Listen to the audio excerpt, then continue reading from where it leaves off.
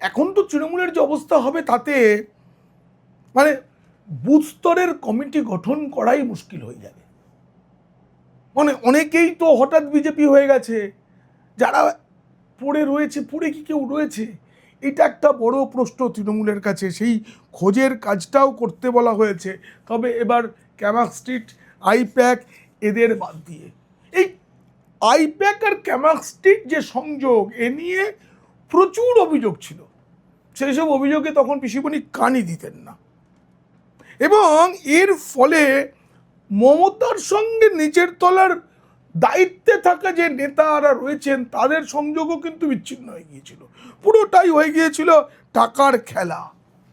আর এই জন্যই তো এই হেরে যাওয়ার পর যারা সেনাপতি বলতেন, যুবরাজ বলতেন, তারাই বলছে আমি চুরি করিনি, ও চুরি করেছে বলে আমাকে চোর চোর শুনতে হচ্ছে। অভিষেকের জন্যই তো এই পরাজয়, তারা সব বলছেন। তারা এখন যে জোর গলায় বলছেন তারা আগে বলেননি, এটা ঠিক, কিন্তু যেটা বলছেন সেটা তো একেবারে মিথ্যেও নয়, এটা তো পিসিমণি জানেন।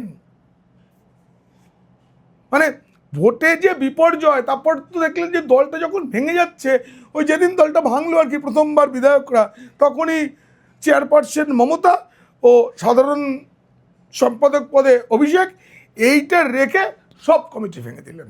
আর ইদানিং অভিষেক যেভাবে আইনি বিভিন্ন বিষয়ে জড়িয়ে পড়ছেন, হয়তো গ্রেপ্তার হবেন অথবা হবেন না, কে জানে, আমি তো জানিই না পুলিশ কি করবে, ইডি কি করবে, অনেক কিছু আগাম বলেও কিছু বোঝা যাচ্ছে না।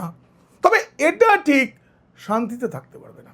যেমন করে দাম্পত্য অশান্তি হচ্ছে, তেমনি তার জীবনে এই যে প্রতিদিন হাজিরা দেওয়া, এই করা সেই করা, কারণ তো দর্পচূর্ণ হয়ে গেছে। তো ফলে তৃণমূল নেত্রী কিন্তু টের পেয়েছেন মমতা কিছু একটা হতে চলেছে, আর তার জন্যই অভিষেককে বাদ দিয়ে যাতে দল চলে সেই ব্যবস্থাটা করে ফেললেন।